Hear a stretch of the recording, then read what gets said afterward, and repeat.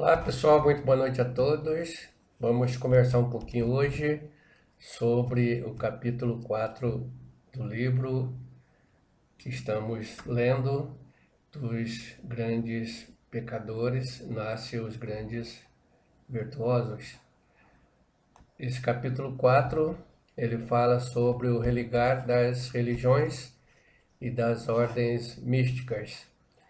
O que entendemos então por religiões e ordem místicas? Todas são místicas, porém chamamos de religiões as ordens religiosas convencionais e as ordens místicas, a maçonaria, a Rosa Cruz, a Teosofia, etc, etc.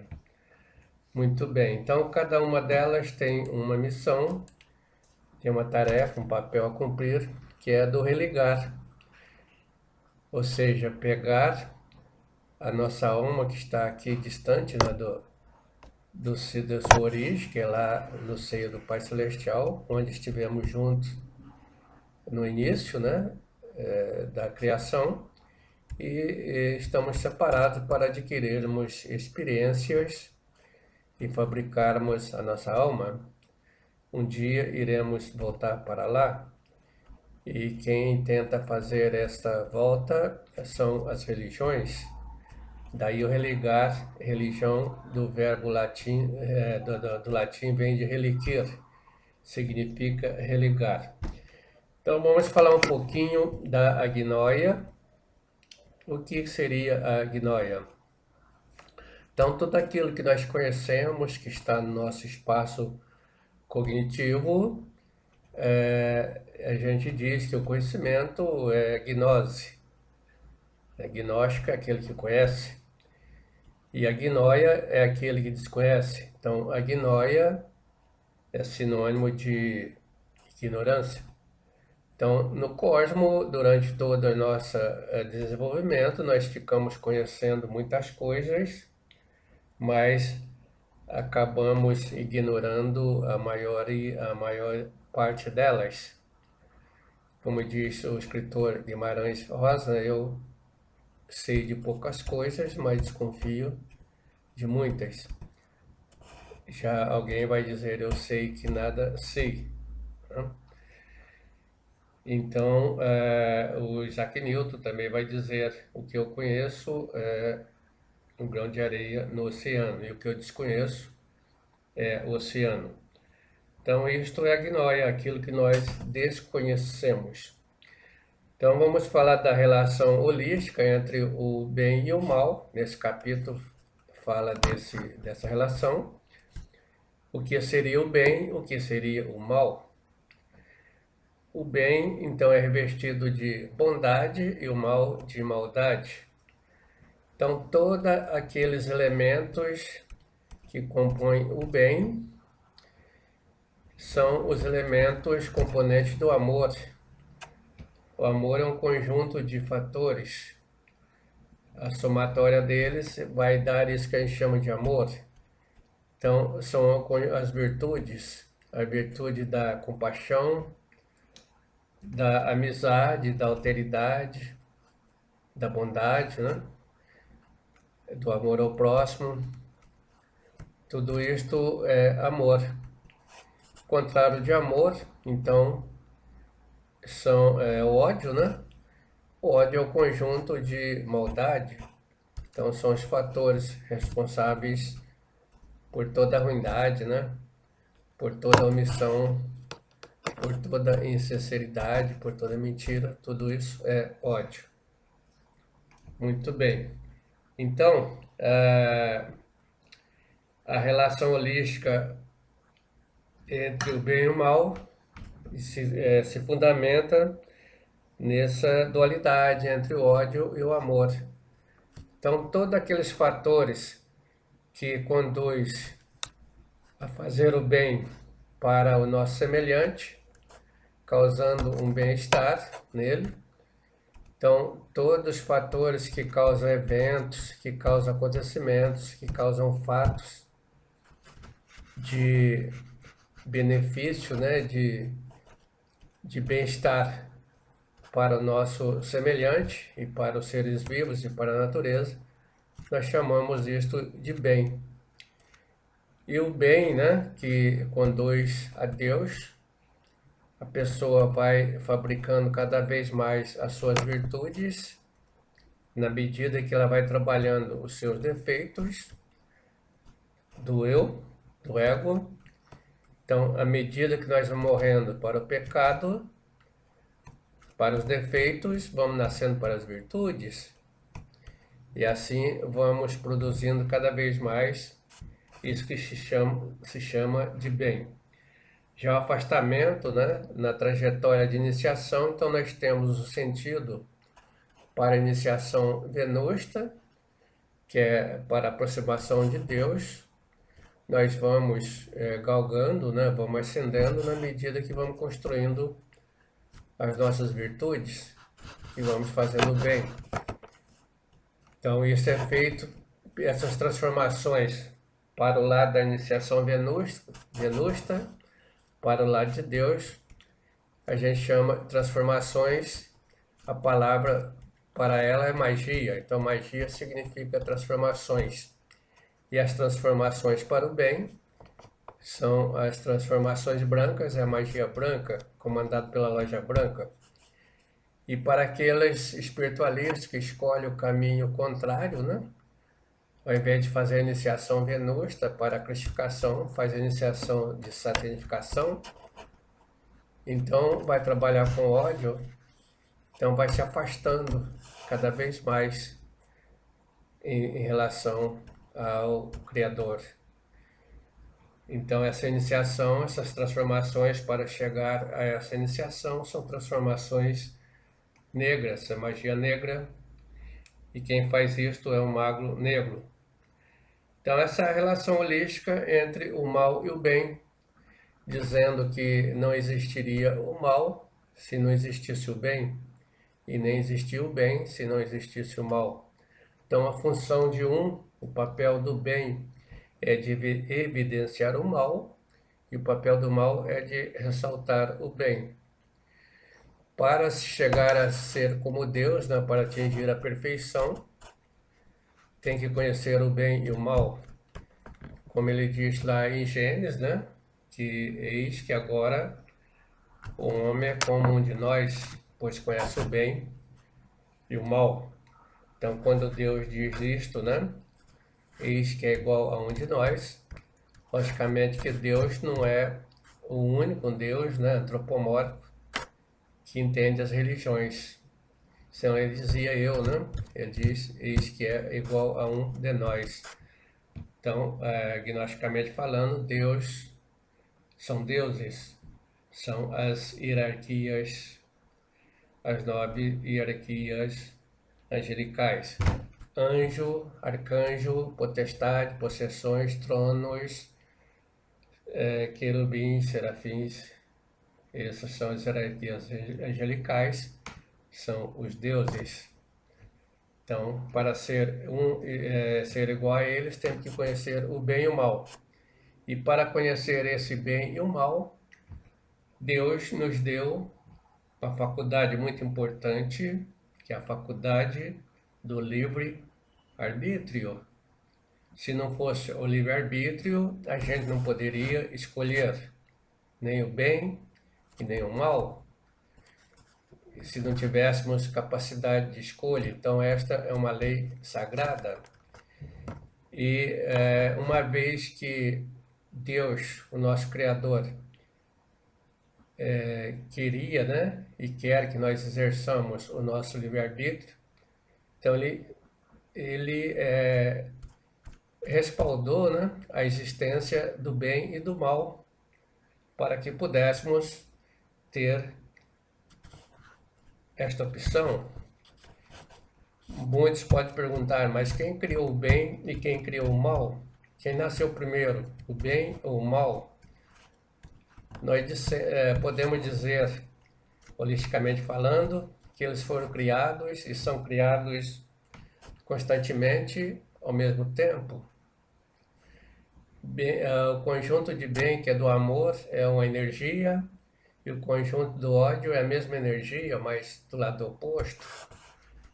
Então, tudo são energias. Dentro de nós há essa energia responsável pela luz, pelo discernimento, pelo o bem, pela bondade, que é uma energia chamada de Kundalini. Então, a ascensão do Kundalini é a criação do bem dentro de nós, é a fabricação do bem. E para o lado oposto, né, a precipitação dessa energia, em vez de Kundalini, é Kundertiguador, então é a expressão do mal. Então, dentro de nós está essa energia de uma forma neutra, que tanto serve para criar-se o bem dentro de nós e para criar o mal. Depende de nossa opção, depende do nosso livre-arbítrio. Então, para que possa criar o bem, é preciso ter algo, ou o mal, é preciso ter algo que administre. E este algo dentro de nós é Lúcifer. Lúcifer, em latim, quer dizer fabricador de luz. Mas luz e trevas são dois componentes do mesmo aspecto, da mesma energia, com polaridades opostas. Então, dentro de nós podemos fabricar a luz ou fabricar o mal. Então, para isso precisa Lúcifer. Então, Lúcifer é uma partícula do nosso ser, da nossa mônada, responsável para fazer esse trabalho. Eles têm esse papel de atuar como tentador. Então, Lúcifer nos tenta através das tentações para ver como é que a gente se comporta. Se a gente se comportar bem, vencer as tentações, dentro de nós é fabricado luz. Mas se a gente se sucumbir às tentações, o mesmo Lúcifer dentro de nós vai fabricar trevas. As trevas dentro de nós é o ego, e a luz dentro de nós é a essência, que é o material de fabricação da consciência. Então, na essência, dentro de nós está o potencial em perspectiva para a fabricação de todas as nossas virtudes. Pelo lado oposto, dentro de nós está o potencial para a fabricação de todos os nossos defeitos, que é o ego. Infelizmente, a humanidade, todos nós, nesse tempo de Kali Yuga, que é o tempo da nossa raça raiz, da Idade de Ferro, estamos propensos a fabricar trevas. Dentro de nós há um potencial gigantesco de 97% de eus, de ego, e de 3% de essência. Então nós temos a possibilidade de fabricar 3% atualmente, né? Se não interferirmos com o trabalho de revolução da consciência. Temos tão somente a capacidade de expressar 3% de nossas virtudes e 97% de expressar a nossa maldade, né? Os nossos defeitos. Então, isto estamos falando de uma maneira holística para que nós possamos compreender, analisar isto no todo, né? Então, outra pergunta, né, que surge, se só há um Criador, então quem foi que criou o bem, quem foi que criou o mal? Então, devemos dizer também de uma maneira holística que o mesmo Criador do bem é também o Criador do mal. Não é que ele criou o bem e o mal, ele criou uma energia, né, de maneira neutra, como nós já falamos, e essa energia pode se expressar para o lado do bem ou para o lado do mal. Se não tiver essa capacidade de expressar nem para um lado nem para outro, se não existisse o mal, também não existiria o bem. Então, o papel do mal é de evidenciar o bem, como nós já dissemos, né? E do bem é de dar nascimento ao mal, de dar expressão, de poder colocar em evidência. E aí uma outra pergunta que surge, qual a relação entre o livre-arbítrio e o destino?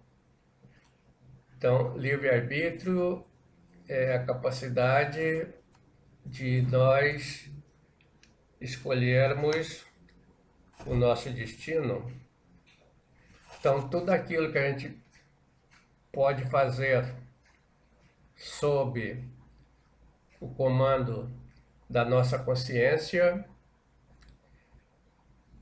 nos torna uma pessoa de ação consciente. E aí não há destino. Ora, tudo aquilo que a gente age por conta do ego, né? Por ações subconscientes, vão fazer parte do nosso destino. Então, o que nós estamos fazendo agora vai ficar gravado, vai ser a base para a atuação no futuro, na futura existência. Se estamos agindo conscientemente, estamos sendo protagonistas do nosso próprio destino, mas se estamos agindo de acordo com o ego, nós nos tornamos escravos, né, de nós mesmos, e aí o destino vai se encarregar. Então, o destino é algo que vai cumprir automaticamente dentro de nós, se nós não mudarmos o nosso destino através do trabalho consciente com os 3 fatores de revolução da consciência dentro de nós mesmos. Então, para o estudante gnóstico prático, o destino não existe. O destino existe para aqueles que não interferem com o trabalho de revolução da consciência, com o trabalho sobre si mesmo. Se a gente, nós vivemos num mundo de causa e efeito, diz a física, de ação e reação. Se a gente muda a ação, será mudado consequentemente a reação. Então, se a gente muda a causa, muda o efeito. O estudante gnóstico prático é aquele que está mudando a causa dentro de si de instante em instante. Então, quando ele muda a causa de um defeito que possivelmente ia acontecer na forma de destino, ele acaba com a sua ação consciente de autoobservação e morte desse defeito, transformando a reação. Ele acaba com seu destino dentro de si mesmo, né? Então, acho que deu para a gente entender que o destino existe para quem não faz nada sobre si, acontece de maneira automática. E a pessoa que faz o trabalho sobre si está mudando a causa e consequentemente, muda seu efeito. Está mudando a ação e, consequentemente, muda a reação e a consequência de instante em instante. Então, eis aí a vantagem de se trabalhar sobre si mesmo. Também a outra pergunta o outro assunto que trata aí no capítulo do livro é sobre o livre-arbítrio, a compreensão e a consciência. Então, o livre-arbítrio é uma faculdade muito importante da nossa consciência. Consciência é a nossa faculdade para captar, registrar, compreender todos os fatos, todos os acontecimentos, todos os eventos que ocorrem na natureza, tanto dentro como fora da gente. Então, esta consciência é um instrumento importante que registra tudo. Se perdemos a consciência, podemos até continuar vivo, mas de maneira inconsciente, como vegetal. E tudo aquilo que a consciência capta, registra, tem que ter o discernimento. E esse discernimento entra o fator compreensão. Então, compreensão é um atributo da consciência. Então, sem compreensão e sem discernimento, eis que a gente não se torna igual a Deus. Então, é como vivia o homem lá no paraíso, no jardim edênico, né? Lá antes do Adão e Eva. Era um homem eternamente feliz, mas não tinha noção da sua felicidade, porque não conhecia nem o bem e nem o mal. Mas a partir daquele evento, né, do Adão e Eva, eis que passou o homem a ser como Deus, porque passou a conhecer o bem e o mal. Então significa que despertou essa consciência, a sua consciência, e passou então a perceber, a discernir, a ter compreensão do bem e do mal. E de lá para cá estamos assim até hoje, né? Temos em maior ou menor escala esse poder de discernimento entre o bem e o mal. Uma outra questão que trata o livro é das 60 mil religiões que dizem existirem, qual delas, né, ou quais delas consegue promover os seus adeptos, né, a fazer a religação, ou seja, obter neles a sua salvação. Então nós diremos que a religião que conseguiria fazer isto é aquela que conseguisse com que o seu fiel seguidor se libertasse, se liberasse da roda do samsara. Então salvação é a mesma coisa que liberação. O que todos nós queremos?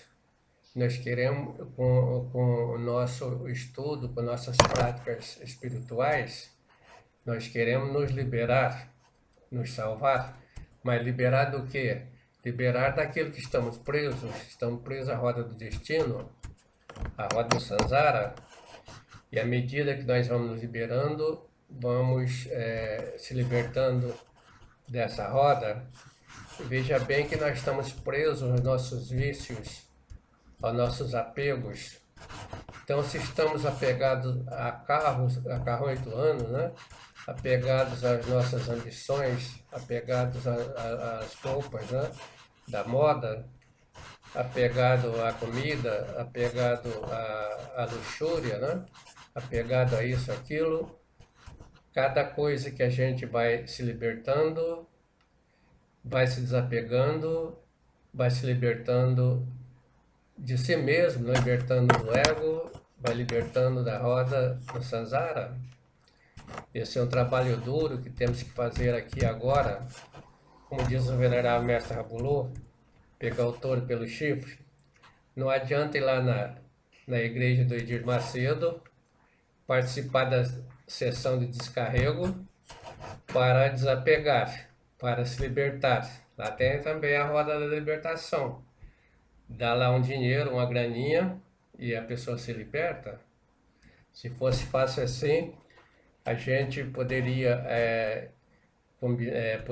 propor para os cientistas, e a gente mesmo poderia começar a pesquisar uma substância egocida, o egocida, aquela que matasse o ego, né, quimicamente, mas isto é impossível, né? Então tem que ser trabalho, a luta, né? É a guerra interna, como diz o Alcorão, lá dos árabes, contra o infiel. Então o infiel é o inimigo, eles acham que é os Estados Unidos, né? Mas o infiel é o nosso ego, os infiéis são os eus. E essa guerra então é uma guerra santa, ela é muito dura. Por isso dizia São Paulo, né? Diz São Paulo, bem no momento que ele fora preso, sabia que ia à morte, ele diz: eu vivi, entre outras coisas, foi dizendo, eu sei que eu combati um bom combate, ou seja, ele fez a morte dos seus defeitos. Então, para todos vocês que acabaram de ouvir o resumo dessa aula, do capítulo 4, que queiram ler o livro, aqui nas informações, na descrição do vídeo, logo embaixo da onde eu estou falando, tem as informações de como você acessar o texto desta aula, como acessar o livro em PDF e ler na íntegra, e como até adquirir o livro em livraria para aqueles que gostam de ler só convencionalmente livros impressos. É só colocar lá no Google a seguinte descrição: dos grandes pecadores nascem os grandes virtuosos. E aí vai aparecer uma série de livrarias, uma série de opções, para você exercer o seu livre-arbítrio, pesquisar onde está mais barato.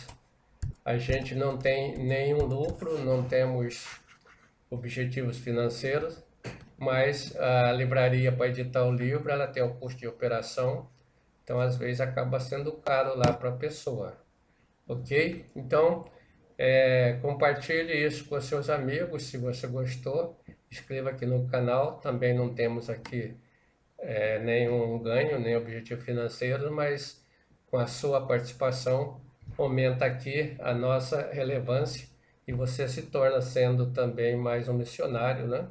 Dessa grande obra que é da revalorização, o resgate do cristianismo, a revalorização do cristianismo autêntico, a paz reverencial.